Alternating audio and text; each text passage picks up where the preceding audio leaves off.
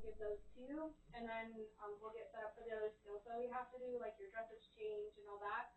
So I'll grab the Tylenol for your pain, and then it looks like the doctor ordered an antibiotic, and then some metoprolol, and then some protonics for your, that's going to go through your IV as well. The other ones are just pills, so we'll just go grab those. Well, but like, what are they? Oh, okay, sorry. Yeah. So the protonics is like Tums, basically. It just goes through your IV, and then the metoprolol is Tums like a chewable? Yeah, but this is just like an IV version of that. Okay. Yeah, and then the metoprolol is for your heart or for like your blood pressure. So we'll keep an eye on all of that for you, and then the antibiotics are just like for infection, you know. Right, but like, you know, I have my penicillin allergy. Yeah. So yeah. like, do you know what antibiotic it is? I mean, I do. I'm just going to go grab it really fast, and we're kind of crunched on time, and so I'm just going to go get it, but I'll get you some information about the medications, okay? Okay. Okay, let me go grab them. Not, okay.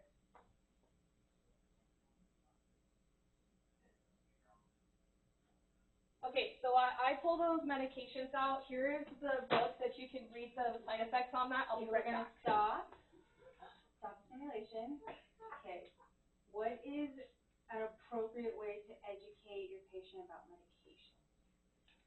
I mean, giving them the information for the side effects. As a nurse, you're trained to be able to educate the patient. The patient is not in the medical field, so throwing them a handbook about information knowledge. Okay. Placing that handbook to them, regardless of how they got it, is not the most appropriate way to go about that. Well, let's take the handbook. It hit me. I didn't throw that out. Threw it. Okay, let's pause.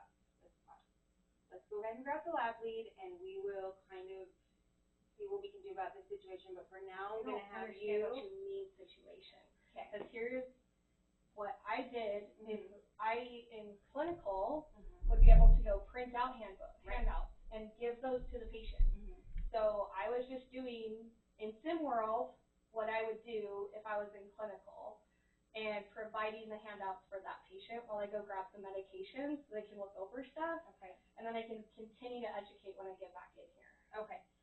Let's find our medication in this room over here. We're not going to sit and argue with the actor. Okay. I am not pausing the simulation, and we're going to come over here and get the lab. Well, I don't understand what is happening right now because you need to educate the patient in the way that we've taught you how to educate the patient. We never give patients even just paperwork and walk away. Okay, so we want to make sure we're teaching our patient appropriately, which would not be handing them a book. So we're going to go with our resources we have now. Okay, and we are going to go from there. I'm still really uncomfortable because they did not hand the book. I did not throw the book at you. Okay, we're going to separate these two right now just to kind of diffuse the situation. Okay, well, I don't know what you mean diffuse. Understandable. And this is inappropriate for you to stop my simulation. Okay, we can talk to the lab lead about it. Okay, and see. We're not yelling. All right. Is that working again? Okay, so we can pause that one. Yeah. That, I would feel a little bit more angry with that one. Well, you're like, that's actual battery. We're going to let Ashley deal with that. Michelle's like, also like, I've got this. I've done enough ISP problems in the past. Yeah, so first of all, way to just immediately be like, nope. We're done. We're not doing it. Because remember, with our simulation is NSP, so we do have the safe word. As instructors, you can absolutely use the safe word as well. If this is a situation you need to stop, button, we're stopping now. Yeah, you can call the full stop too.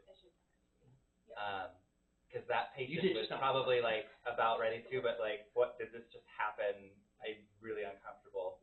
So one thing with that, so you were like, let's separate you, but and that's important because you do need to acknowledge like this isn't a mannequin, this is a person, and this just happened to this person. So checking in on the actor is really important. Like, hey, are you okay? You need to take a moment, step out, and that's okay. Like separating. Give them that space to leave. Out. Yeah.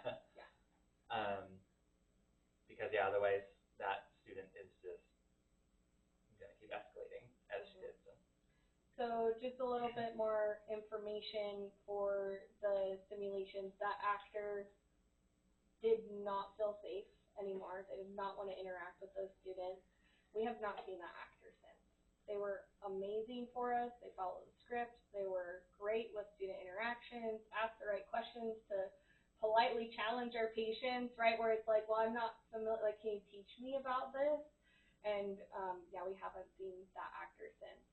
The debrief process for those students, we stopped the simulation, we talked about it together as a group on like how would we have progressed through this simulation, but then we did a separate debrief with those 3 students who were actively involved in the simulation independently and drafted behavior plans for them.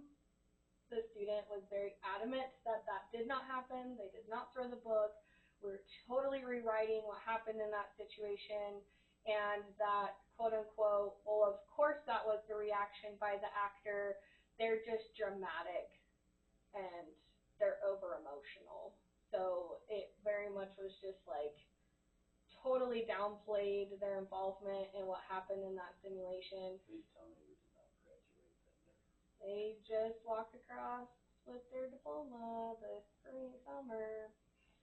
So the thing we encountered too with that situation is that we did not have a single semester where we did not have severe behavior problems with those students, right? So this is where these behavior plans come into play. This is where this professionalism comes into play so that we can prevent that from happening to a real patient in a hospital bed. So good job remaining calm. Good job trying to separate and move out of the situation. Again, I want to empower you guys to be able to use that language of this is inappropriate language. You may not speak to me in this manner. Like channel talking to a mad patient and stuff and then just pulling them out of the space. Because there's also the other students that we have to kind of protect in that situation as well. What I will tell you is that we want to separate, but we don't want to seclude. So do not put yourself in a separate area alone with a student who is engaging and very reactive like that. We don't know what their response is going to be. So it's always basically like buddy system in those situations. Even as lab leads, we always pull more than one person in on those conversations so it can't turn into a he said, she said. It's just, we're always just going to move in and then write a really good narrative about what happened in that situation so that we have the documentation. Okay. So good job. Nice way to stay calm. Mm-hmm. Yeah. Okay. Questions on that scenario, guys?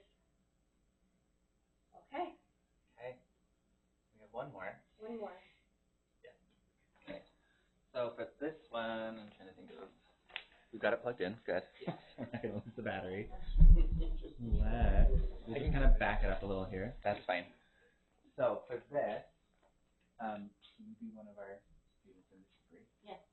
Okay, I'm gonna just grab a chair real quick. Sorry. Okay, so this is gonna be another lab scenario. Grab a chair. So I think everyone has gone now, right? Okay, so who wants an extra for a lab scenario? The lab. Any volunteers? This is debrief. Yeah, this is going to be a debrief scenario. Oh, fine, then, sure. Okay. There we go. Hey. Alright, so we've just finished simulation, and so you're like starting your debrief with your. I was the primary in Oh, the yeah, we should simulation, I and was an observer. Nathan was an observer, and Brooke was an observer. What was the simulation that I'm debriefing on? Whatever you want. Okay. You can treat it generically. Generically, okay. Alright, so we'll start with primary. How do you feel like that went? That one was hard. I kind of Hard to struggled watch. with that one. Yeah, I know, it was hard to be in it. Like I know I messed up a few times on some skills, and that was something I really got to practice, like in practice lab and everything. So that one was really tricky for me. Like the Foley catheter, I know I messed up on my sterile field, and then Multiple times. yeah, Okay, and then let's just let her focus on that. Right. Okay, thank you. and then I missed one of my 6 rites of medication administration, and so I definitely want to practice and work on that because I know we have field pass off coming up at the end of the semester. So yeah, this was just a lot. The simulation was a lot. And sometimes it happens, you get a little bit overwhelmed, but you have identified some things you need to work on, Yeah. right? Yeah. So, you know, you can move forward. I recommend, especially while you're working in the practice lab, have your sheets with you, have your skills pass-offs with you, so you can go step by step. And even if you're just sitting at home and just look at them step by step, watching TV, all the commercials. Okay. Go through them, start committing them to memory a little bit more. It'll come a little bit more naturally as you're progressing through those. Okay. Yeah, I'll do that because I really need to take the time. Especially with those 6 rights, because you actually missed it twice. Oh. Yeah, it was Okay. actually more than once. Okay. It was multiple times. Okay. Yeah. Well, I mean, she's identified that she needs to work on, right? Yeah. No, I'm just saying, because just like what I saw. So as an observer, that's what you noticed. What else did you notice as an observer? It was like, it was kind of hard to watch. It was kind of a mess.